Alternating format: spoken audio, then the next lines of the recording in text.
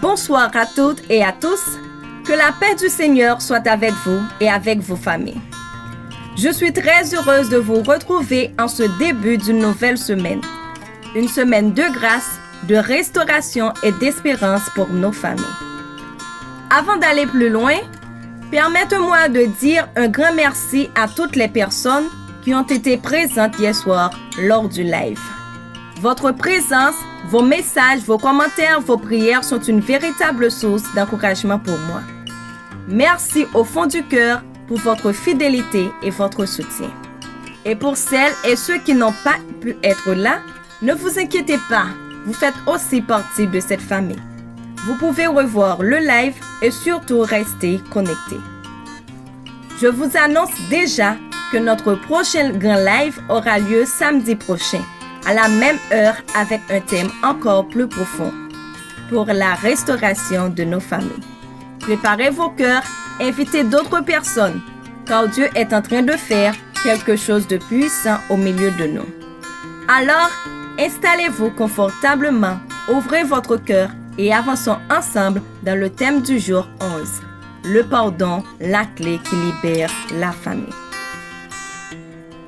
Le pardon est l'un des plus grands défis dans la famille, parce que ce sont souvent les personnes que nous aimons le plus qui nous font le plus mal. Mais aujourd'hui, Dieu nous invite à comprendre une vérité puissante. Le pardon n'excuse pas l'offense, il libère le cœur. D'après Colossiens 3, verset 13, « Supportez-vous les uns les autres et pardonnez-vous réciproquement. » Beaucoup refusent de pardonner parce qu'ils pensent que pardonner c'est oublier, pardonner c'est être faible, pardonner c'est accepter l'injustice. C'est faux. Le pardon est un acte de courage. Il ne change pas le passé, mais il libère l'avenir dans la famille. Le non-pardon crée distance émotionnelle, froideur, tension permanente, rancune silencieuse.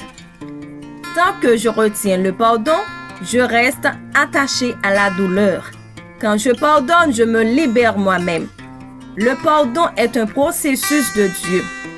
Et Dieu nous accompagne pas à pas. Aujourd'hui, Dieu ne te demande pas si la blessure était grave, mais si tu es prêt à lui confier ta douleur. Prions ensemble. Seigneur, tu connais les blessures profondes et les offenses qui ont marqué nos familles. Nous te demandons la force de pardonner, même quand cela semble difficile, même quand la douleur est encore présente.